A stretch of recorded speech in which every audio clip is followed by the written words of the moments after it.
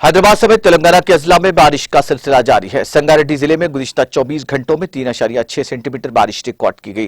जिले के मोगुड़मपल्ली में 7.63 सेंटीमीटर, जहीराबाद में 5.48 सेंटीमीटर, जनारम में 4.98 मीटर, पटनचेरो में 4.6 सेंटीमीटर, हथनूर में 4.1 सेंटीमीटर बारिश हुई। सिंगूर प्रोजेक्ट में 4,800 क्यूसिक पानी का बहाव दर्ज किया गया। सिंगूर प्रोजेक्ट की मुकम्मल सतह 29.9 टीएमसी के खबर खिलाफ उसकी सतह 21.631 टीएमसी तक पहुंच गई है।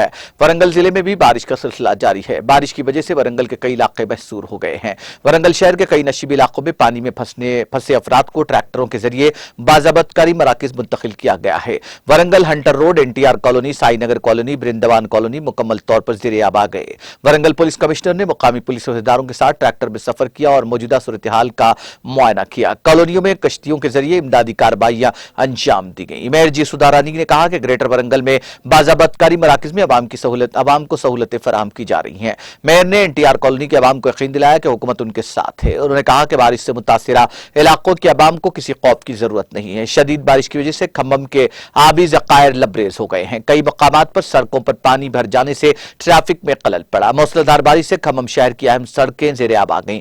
वक्फे वक्फे से बारिश अवाम और गाड़ी सवारों को शदीद परेशानियों का सामना करना पड़ा। वायरा रोड, कमान बाजार की सड़कों पर पानी जमा हो गया। पेद्दापल्ली जिले में गुज़िश्ता 3 दिनों से बारिश हो रही है। जिले के 14 मंडलों में मामूल से ज्यादा बारिश रिकॉर्ड की जा रही है। मूसलाधार बारिश की वजह से जिले के लमपल्ली प्रोजेक्ट की सतह आब में इजाफा दर्ज किया गया है।